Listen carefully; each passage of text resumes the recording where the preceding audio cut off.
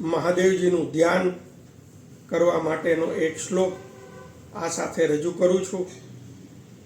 આકાશે તારકાલિંગમ પાતાલે હાટકેશ્વરમ મૃત્યુલોકે મહાકાલમ ત્રયોલિંગમ નમોસ્તુતે. આપણે આ 3 લિંગની યાદ કરી અને 3 લિંગોને આપણે પ્રાર્થના કરીએ છીએ. હું તો એવું કહું છું કે જગતના બધા જ લિંગ, બધા જ લિંગેશ્વર, બધા જ લિંગના સ્વરૂપમાં રહેલા ઈશ્વર, એને આપણે પગે લાગી મહાદેવની વાતો, શિવગાથા,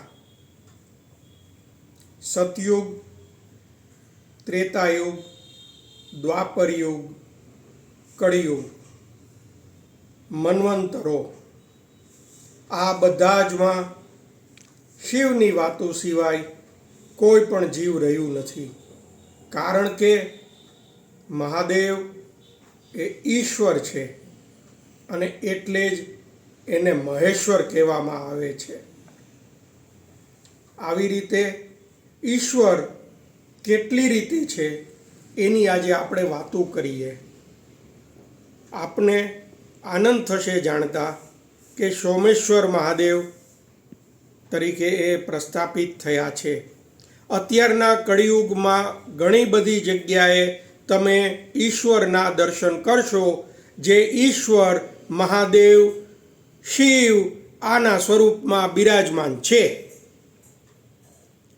શિવને કામેશ્વર કહેવામાં આવે છે, શિવને નારેશ્વર કહેવામાં આવે છે, કોટેશ્વર પણ કહેવામાં આવે છે, નાગેશ્વર પણ આપને જાણ છે, ઓમકારેશ્વરથી પણ એ વાકેફ છે, રામેશ્વર તરીકે એ પ્રસિદ્ધ છે, ભૌમેશ્વર તરીકે એ ભૌમના ઈશ્વર તરીકે પ્રસિદ્ધ છે. જ્યારે દાડેશ્વર મહાદેવ છે, ધર્મેશ્વર મહાદેવ છે, ગોપેશ્વર મહાદેવ છે, બિલેશ્વર મહાદેવ છે, ગંગેશ્વર મહાદેવ તો આપણે કેમ ભૂલાય.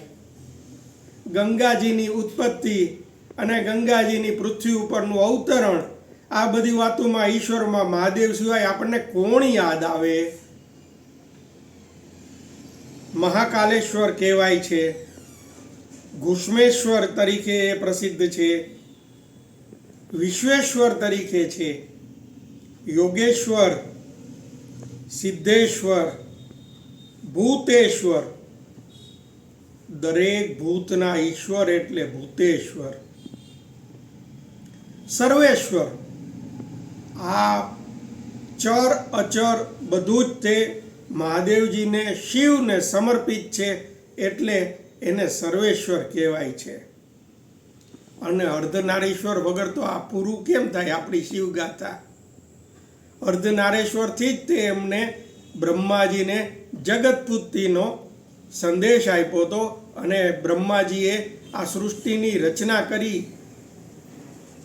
મુક્તેશ્વર, મુક્તિ તો એના જ હાથમાં છે, આ સિવાય કોઈના હાથમાં નથી. એટલા માટે એને મુક્તેશ્વર કહેવામાં આવે છે.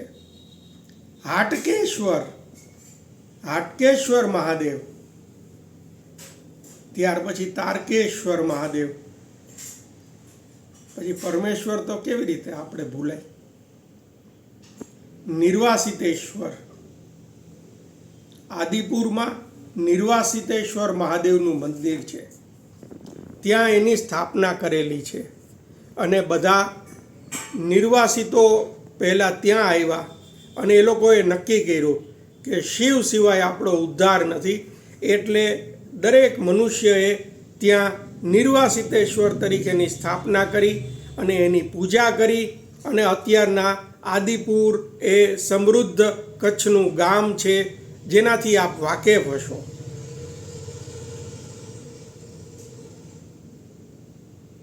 જય મહાદેવ. આપને આનાથી આનંદ થયો હશે.